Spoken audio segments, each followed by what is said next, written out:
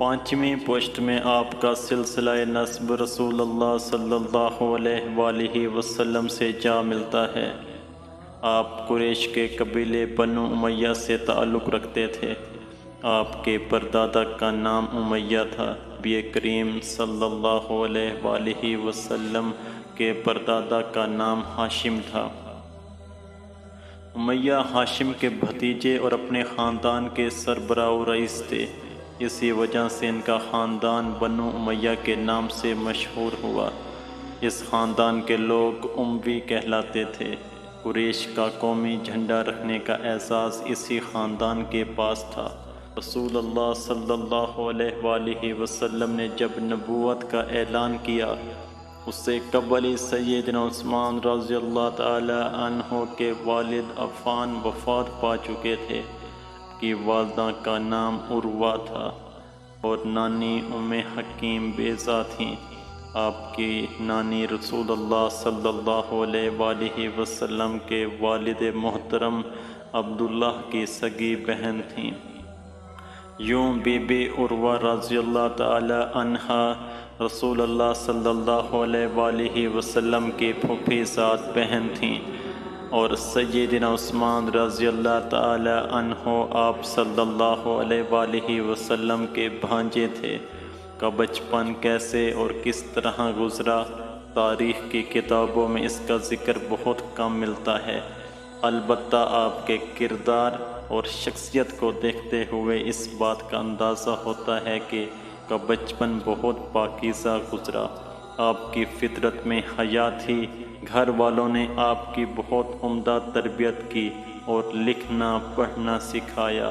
اسی تربیت کا نتیجہ تھا کہ سچائی، ایمانداری اور صدق سیدنا عثمان رضی اللہ تعالی عنہ کی ذات کی نمایاں خوبیاں بن گئیں۔ سیدنا عثمان رضی اللہ تعالی عنہ جوان ہوئے تو انہوں نے معاش کے لیے تجارت کے پیشے کو پسند کیا۔ انہوں نے غلے کی تجارت شروع کر دی۔ ایماندار تو تھے ہی، اس خوبی نے ان کے کاروبار کو چار چاند لگا دیے۔ کاروبار جم گیا اور جلد ہی مکے کے دولت مند تاجروں میں ان کا شمار ہونے لگا، لیکن وہ مکے کے عام تاجروں کی طرح نہیں تھے۔ اتنا زیادہ مال و دولت کا مالک ہونے کے باوجود ان میں کوئی خرابی پیدا نہیں ہوئی۔ اس زمانے میں شراب پینے کا عام رواج تھا۔ بہت کم لوگ اس برائی سے بچے ہوئے تھے، لیکن انہوں نے کبھی شراب کو ہاتھ نہیں لگایا۔ انہوں نے اپنی دولت کبھی فضول کاموں میں خرچ نہیں کی۔ طبیعت میں نیکی تھی، اس لیے خود بھی بڑھ چڑھ کر نیکی کے کاموں میں حصہ لینے لگے۔ اپنی انہی خوبیوں کی بنا پر ان کا شمار مکے کے ممتاز اور معزز تاجروں میں ہونے لگا تھا۔ رسول اللہ صلی اللہ علیہ وآلہ وسلم بھی چونکہ تجارت کرتے تھے، اس لیے سیدنا عثمان رضی اللہ تعالی عنہ ان کے تعلقات بہت دوستانہ تھے۔ ویسے بھی رشتے کے لحاظ سے وہ آپ صلی اللہ علیہ وآلہ وسلم کے بھانجے تھے، اسی لیے باہمی احترام کا رشتہ بھی قائم تھا۔ سیدنا عثمان رضی اللہ تعالی عنہ 34 سال کے تھے کہ رسول اللہ صلی اللہ علیہ وآلہ وسلم نے اپنے نبی ہونے کا اعلان فرما دیا۔ نبوت کے پہلے سال گنتی کے چند ہی لوگوں نے اسلام قبول کیا تھا۔ ان نیک لوگوں میں سیدنا عثمان رضی اللہ تعالی عنہ کی خالہ سعودی رضی اللہ تعالی عنہا بھی شامل تھیں۔ آپ ایک دن ان کے ہاں گئے تو انہوں نے کہا، بھانجے، بے شک محمد صلی اللہ علیہ وآلہ وسلم اللہ کے سچے رسول ہیں۔ ان پر قرآن نازل ہوتا ہے اور وہ اللہ کی طرف بلاتے ہیں۔ ان کا دین قبول کرنے ہی میں بہتری ہے۔ خالہ کی باتیں سن کر سیدنا عثمان رضی اللہ تعالی عنہ کے دل پر اثر ہوا۔ وہ خود بھی نبی کریم صلی اللہ علیہ وآلہ وسلم کی ذات گرامی سے اچھی طرح آگاہ تھے۔ تمام خوبیاں ان پر واضح تھیں۔ ایسے میں سیدنا ابو بکر صدیق رضی اللہ تعالی عنہ سے ان کی ملاقات ہو گئی۔ ان سے اپنی خالہ کی باتوں کا ذکر کیا تو انہوں نے فرمایا، اللہ کی قسم، جو کچھ تمہاری خالہ نے کہا ہے وہ بالکل سچ ہے۔ اس کے بعد سیدنا ابو بکر صدیق رضی اللہ تعالی عنہ نے بھی اسلام کی خوبیاں بیان کیں۔ ان کی باتیں سن کر سیدنا عثمان رضی اللہ تعالی عنہ کا دل موم ہو گیا۔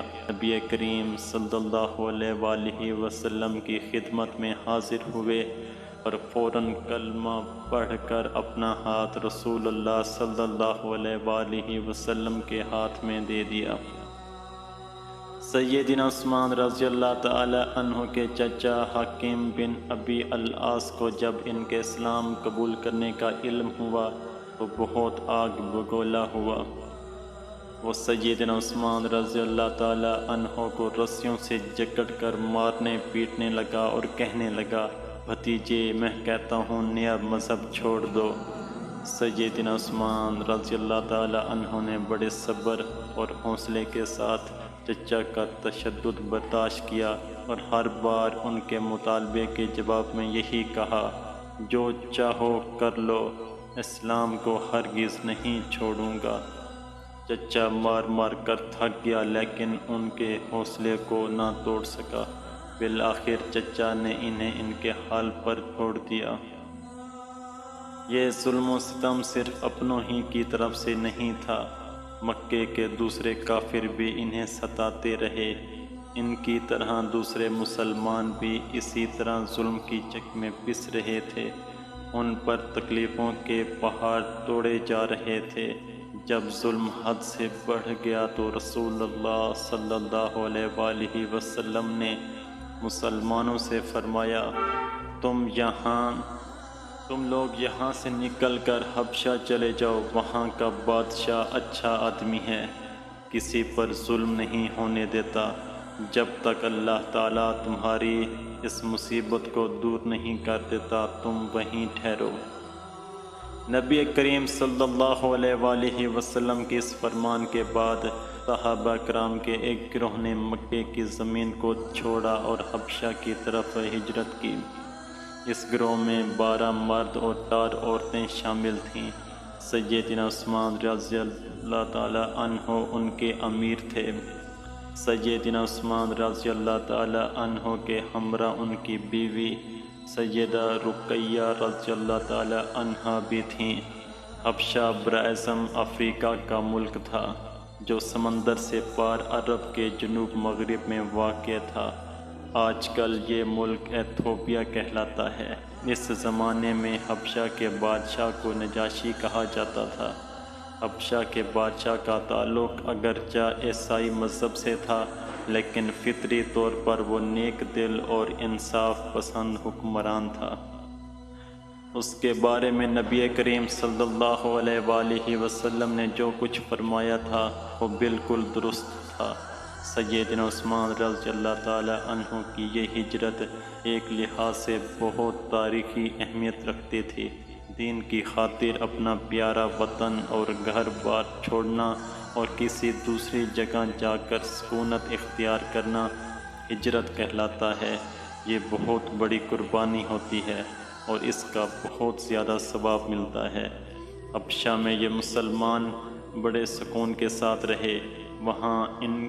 وہاں ان عبادت پر پابندی تھی اور نہ دین کے حوالے سے کوئی روک ٹوک۔ وہ آزادانہ ہر کام کرتے تھے۔ انہیں وہاں آئے ابھی 3 ماہ بھی نہ ہوئے تھے کہ ان کو یہ خبر ملی کہ مکے کے سبھی کافروں نے اسلام قبول کر لیا ہے۔ یہ خبر سن کر ان کے دلوں میں خوشی اور اطمینان کی لہر دوڑ گئی اور وہ مکے کی طرف لوٹ آئے۔ مکہ پہنچنے پر انہیں علم ہوا کہ یہ خبر ان کا جو پہنچائی گئی تھی وہ سراسر جھوٹ تھی، لیکن اب کیا ہو سکتا ہے، تو لوٹ آئے تھے۔ انہوں نے حبشہ واپس جانا مناسب نہ سمجھا اور مکے کے سرداروں میں سے کسی نہ کسی کی پناہ حاصل کر کے میں داخل ہو گئے۔ مکے کی سرزمین پر مسلمانوں کو اسی طرح اذیتوں کا سامنا تھا۔ کیا غلام، کیا آزاد، کیا امیر اور کیا غریب، سبھی کافروں کے ستم کا نشانہ بن رہے تھے۔ جب کافروں کی سختیاں حد سے بڑھ گئیں اور مسلمانوں کا جینا دشوار ہو گیا تو اگلے سال نبی کریم صلی اللہ علیہ وآلہ وسلم نے پھر ہدایت فرمائی کہ مسلمان حبشہ کی طرف ہجرت کر جائیں۔ اس مرتبہ ہجرت کرنے والے گروہ میں سے 102 مسلمان مرد اور عورتیں شامل تھیں۔ ان میں بھی سیدنا عثمان رضی اللہ تعالی عنہ اور سیدہ رقیہ رضی اللہ تعالی عنہ بھی شامل تھیں۔ اسی طرح انہیں دوسری دفعہ دین کی خاطر ہجرت کرنے کا اعزاز حاصل تھا۔ سفر کی تکالیفیں برداشت کرتے یہ لوگ بالآخر حبشہ پہنچ گئے۔ وہاں ان کے لیے امن، سکون اور چین تھا۔ مسلمانوں کی یہ ہجرت مسلمانوں کے لیے تو سکھ لائی تھی، لیکن مکے کے کافروں کے لیے بے سکونی اور دکھ کا باعث بنی تھی۔ مسلمان آرام و سکون سے رہیں، وہ یہ کیسے برداشت کر سکے؟ انہوں نے اپنے آدمی بھیج کر نجاشی کو اس بات پر آمادہ کرنے کی کوشش کی کہ وہ مسلمانوں کو ان کے حوالے کر دے، لیکن اس نے کافروں کے ساتھ ساتھ مسلمانوں کی بھی پوری بات سنی اور پھر اس نے فیصلہ دیا کہ مسلمان وہیں رہیں گے، انہیں ان کے حوالے نہیں کیا جا سکتا۔ اسی طرح نجاشی کی تائید و حمایت سے یہ لوگ کئی سال تک وہیں رہے۔ نبوت کا 13واں سال تھا۔ ان ہجرت کرنے والوں میں سے بیشتر واپس آ چکے تھے۔ مکے کے مشرک اسی طرح مسلمانوں کا جینا حرام کیے ہوئے تھے۔ رسول اللہ صلی اللہ علیہ وآلہ وسلم نے مسلمانوں کو ہدایت کی کہ وہ ہجرت کر کے یثرب چلے جائیں، کیونکہ وہاں کے بہت سے لوگ مسلمان ہو چکے تھے۔ وہ آپ صلی اللہ علیہ وآلہ وسلم کو یثرب آنے کی دعوت بھی دے چکے تھے، اور انہوں نے اس عزم کا بھی اظہار کیا تھا کہ وہ مرتے دم تک آپ صلی اللہ علیہ وآلہ وسلم کی حفاظت اور مدد کریں گے۔ ان لوگوں کی اسی مدد اور حمایت کی بنا پر ان کو انصار یعنی مددگار کہا گیا۔ آپ صلی اللہ علیہ وآلہ وسلم نے ان لوگوں کی دعوت قبول فرما کر اپنے ساتھیوں کو ہجرت کی اجازت دے دی۔ مسلمان یکے بعد دیگر ہجرت کرتے گئے اور دیکھتے ہی دیکھتے مکہ مکرمہ مسلمانوں سے خالی ہونے لگا۔ بس گنتی کے چند ہی مسلمان بچے تھے۔ ان ہجرت کرنے والوں میں سیدنا عثمان رضی اللہ تعالی عنہ اور سیدہ رقیہ رضی اللہ تعالی عنہ اور ان کے بیٹے عبداللہ بھی شامل تھے۔ عبداللہ حبشہ میں پیدا ہوئے تھے۔ مسلمانوں کو ہجرت کے ابھی 2 سال ہی ہوئے تھے کہ بدر کا معرکہ پیش آ گیا۔ سیدنا عثمان رضی اللہ تعالی عنہ اس وقت سیدہ رقیہ رضی اللہ تعالی عنہ کی بیماری کے باعث ان کی تیمارداری میں مصروف تھے۔ رسول اللہ صلی اللہ علیہ وآلہ وسلم نے سیدہ رقیہ رضی اللہ تعالی عنہ کی بیماری کی شدت کو محسوس کرتے ہوئے سیدنا عثمان رضی اللہ تعالی عنہ سے فرمایا، تم یہیں رہو، تمہیں اس شخص کے برابر ثواب ملے گا جو لڑائی میں شریک ہوگا، تم رقیہ کی تیمارداری کرو۔ آپ صلی اللہ علیہ وآلہ وسلم نے سیدنا عثمان رضی اللہ تعالی عنہ کی مدد کے لیے اپنے ایک قریبی صحابی سیدنا اسامہ بن زید رضی اللہ تعالی عنہ کو مدینے میں چھوڑا تاکہ وہ تیمارداری میں ان کا ہاتھ بٹا سکیں۔ غزوہ بدر میں مسلمانوں کو اللہ تعالی نے کامیابی سے نوازا۔ اس روز فتح حاصل ہوئی، اسی دن بیماری کے سبب سیدہ رقیہ رضی اللہ تعالی عنہ کا انتقال ہو گیا۔ ان کے انتقال سیدنا عثمان رضی اللہ تعالی عنہ کے لیے تو ایک عظیم صدمے کا باعث تھا ہی، رسول اللہ صلی اللہ علیہ وآلہ وسلم کو بھی ان کے انتقال پر شدید دکھ ہوا اور آپ کی آنکھوں سے آنسو جاری ہو گئے، کیونکہ سیدہ رقیہ رضی اللہ تعالی عنہا آپ صلی اللہ علیہ وآلہ وسلم کی صاحبزادی تھیں۔ رسول اللہ صلی اللہ علیہ وآلہ وسلم بیٹی کی قبر پر تشریف لے گئے اور ان کے لیے دعا کی۔ سیدہ رقیہ رضی اللہ تعالی عنہا کی وفات نے سیدنا عثمان رضی اللہ تعالی عنہ کو بہت غمگین کر دیا تھا۔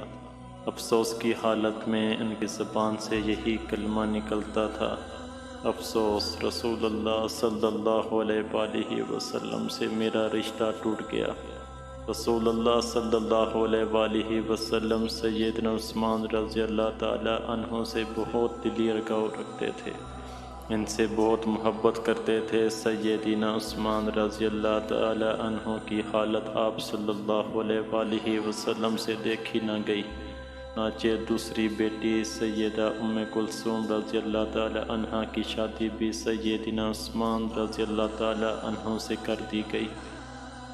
یہی سبب تھا کہ آپ کو ذو النورین یعنی دو نوروں والا کہا گیا۔